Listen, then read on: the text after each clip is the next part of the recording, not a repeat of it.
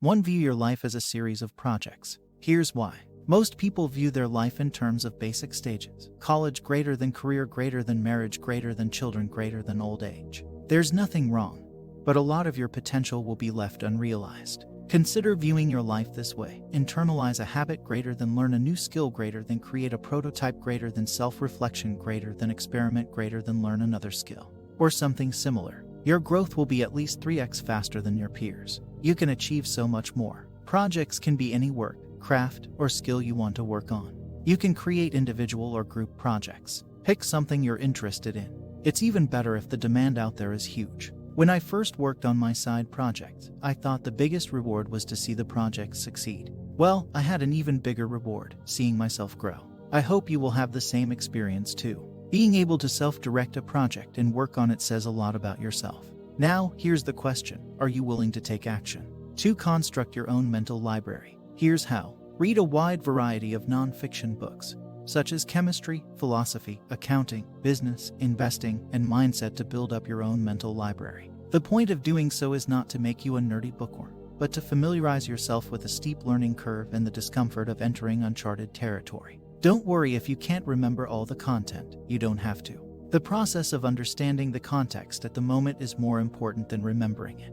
Information is abundant. The processing ability is scarce. After all, you're a living human, not a pen drive. I suggest reading books because it helps you cultivate focus. Anyway, you may also learn things from encyclopedias, education websites, or YouTube channels. There are many great resources online. Just remind yourself to practice unwavering focus while learning online. The cost of distraction is huge. What to learn? Self-learn topics that interest you. I am an engineering graduate, and I self-learn data science and machine learning online. While I'm far from proficient at it, my thinking and reasoning abilities have improved. Don't worry if you're busy. Start small by doing this for 30 minutes a day. It would be great if you treat it as your hobby. In fact, that's what I do. Do not interfere with this process with short-term profitability. We're in for our long-term benefit. 3. Challenge your own thinking. Here's why. According to my experience, we're either improving or degrading. If we think we stagnate, we're in fact degrading. And the best way to improve is to challenge ourselves. Most people wait for external circumstances to challenge them, but that's not the best strategy. Be the one who challenges yourself. Become your own challenger. That's how you raise your own bar, instead of depending on the benchmark set by people around you. You can probably think about someone who seems to rise above the competition, enjoys doing his things, and produces incredible results. I guess that's simply because he doesn't wait for the environment to challenge him.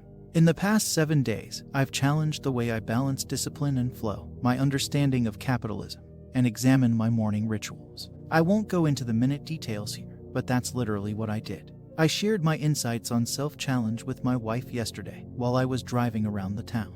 When you challenge yourself, you don't have to announce it to the world. Know your purpose. Growth happens internally, and improvement manifests externally. Don't challenge yourself with the objective to impress people. Impress yourself instead. Over time, you'll find challenging yourself fulfilling. 4. Experiment. Here's what I mean. We usually don't succeed the first time we try. That's the way it works. None of the toddlers can walk smoothly on their first try. None of the entrepreneurs manage to build multi-million, billion businesses on their first try, even if some of them tend to give you that impression. You get the point. I was stupid. I was naive. I thought by preparing myself over and over again, I would execute something perfectly and achieve grand results. Hell no. It never works that way. I playfully laugh at myself whenever I reminisce about it. But it doesn't mean we don't have to prepare. We still have to prepare. We still have to plan. We still have to equip ourselves with the right skill, mentality, and team.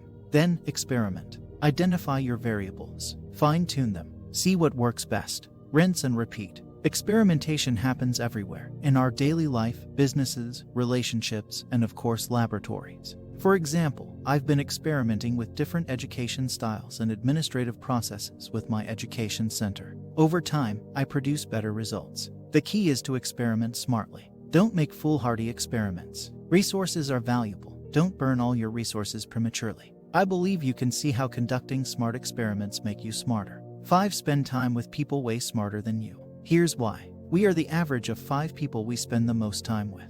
Our subconscious is shaped by our surroundings, whether we admit it or not. Personally, I find this very true, even though I used to disbelieve it. As long as you're open-minded, smart people pull you up to their standards. It's a rather natural process, just like how spending time with calm people makes you calmer as well. What if people around you aren't as dedicated to personal development as you are? Spend time with great authors or mentors then.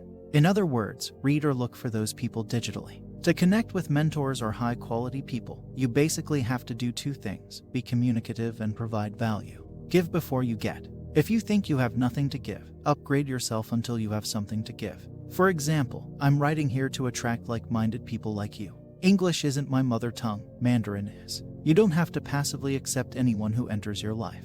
You have the power to choose your associations. Choose wisely. 6. Question everything. Don't assume anything. Definitely don't just blindly accept what you hear or what you read on social media. Keep your eyes and your mind open. Have a childlike curiosity that keeps you questioning everything. Follow your questions until you have answers and your curiosity is satisfied. 7. Read every day. Reading is one of the best ways to broaden your understanding and gain knowledge. Warren Buffett says he spends 80% of his working day reading and thinking. If Buffett can take time to read every day, so can you. It doesn't matter as much what you read, as long as you read. Not sure how to fit reading into your daily schedule? This post on making time to read every day will help.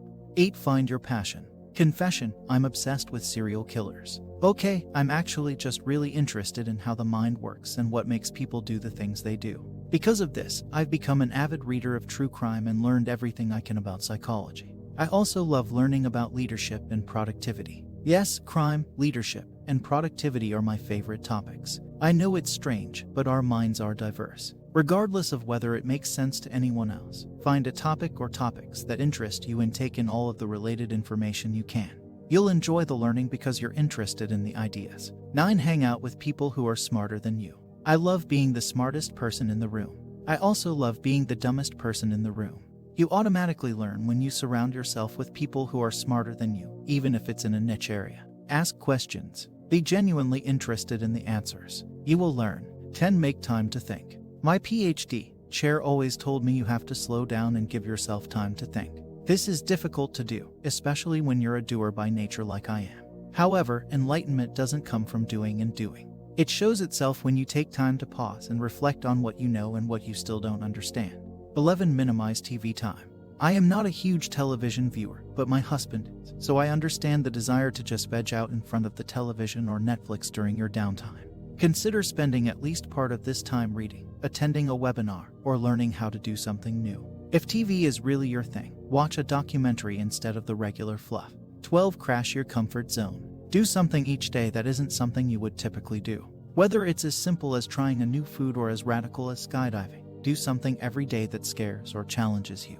It's not just a cliche. Life and learning happen outside of your comfort zone.